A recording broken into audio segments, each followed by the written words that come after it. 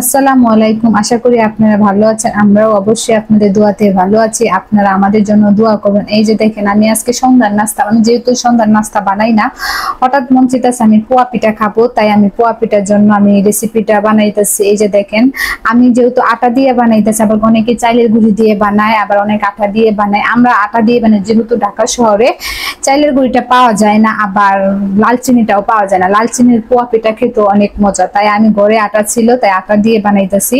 এই সামান্য কিছু কিছু লাগেই না, সামান্য একটু লাগে, যেহেতু আটাটা লাগবে, আপনার পরিমাণ মতো চিনি লাগবে, আবার এই সামান্য একটু লবণ লাগবে, সেই আর কিছু না। আর এটার মধ্যে কোনো বেশি কোনো খরচ নেই, আর তেলটা লাগবে, আর কোনো কিছু নাই, তাই না?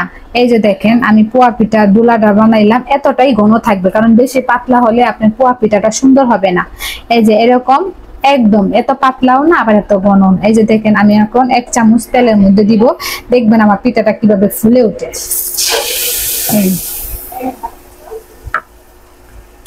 আপনারা অবশ্যই বলবেন যে ফুলার জন্য, আপনারা অবশ্যই বলবেন যেন আমি ফুলার জন্য অন্য কিছু দিছি, কিন্তু কোনো কিছুই দিই নাই। আমি আবার যেহেতু পোয়া পিঠা বানাই, তখন আমার হাতে পিঠাটি অনেক ফুলে।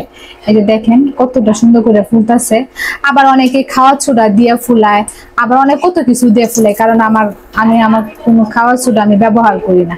এই যে দেখেন, আমি খাওয়া সোডা ছাড়াই আমার পিঠাগুলো কত সুন্দর ফুলকো ফুলকো হচ্ছে, আর কতটা সুন্দর লাগতেছে। এই যে দেখেন, এই যে দেখেন, আমি একটা বানাই নেই, আমি অনেকগুলাই বানাইছি। এই যে দেখেন, এটা হইলো আমার ভাজা, দেখছেন ভাজাটা কত সুন্দর লাগতেছে। এই যে দেখেন, এটা আমার সর্বপ্রথমের পিঠা, এটা একটু হালকা ভাজা হয়েছে।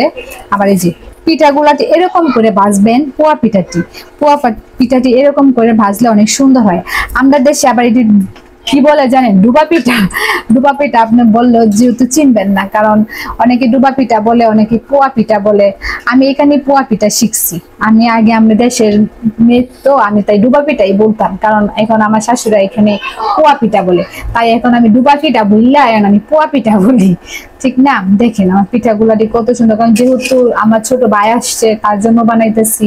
আবার আমার সংসারে সবাই আছে, আমার সংসারের জন্য সবার জন্যই বানাইতেছি। আমার শ্বশুরে খাবে, আমার ননদ খাবে, যেহেতু প্রথম হয়েছিল আরিয়ান খাওয়ার জন্য অনেক বায়না ধরতেছে, তাই ওকে একটা দিলাম, ও টিভি দেখতেছে আর পিঠা খাইতেছে। সেই আজকে এই পর্যন্তই আমার পিঠার রেসিপি না, আমি যেহেতু আপনাদের টুকিটাকে আমি রান্না করি, সেটা আপনাদের সাথে শেয়ার করি। রেসিপি বলতে তো অনেক কিছুই দেওয়া লাগবে, তাই না? এখন আমি এটা রেসিপি না, এটা যেহেতু আমার সংসারে ছোটখাটো একটা রান্না বান্না করি, সেটা আপনাদের কাছে শেয়ার করি, তাই না? আমার ভিডিওটা ভালো লাগলে লাইক দিবেন, শেয়ার করবেন, সাবস্ক্রাইব করবেন। আল্লাহ হাফেজ, টাটা।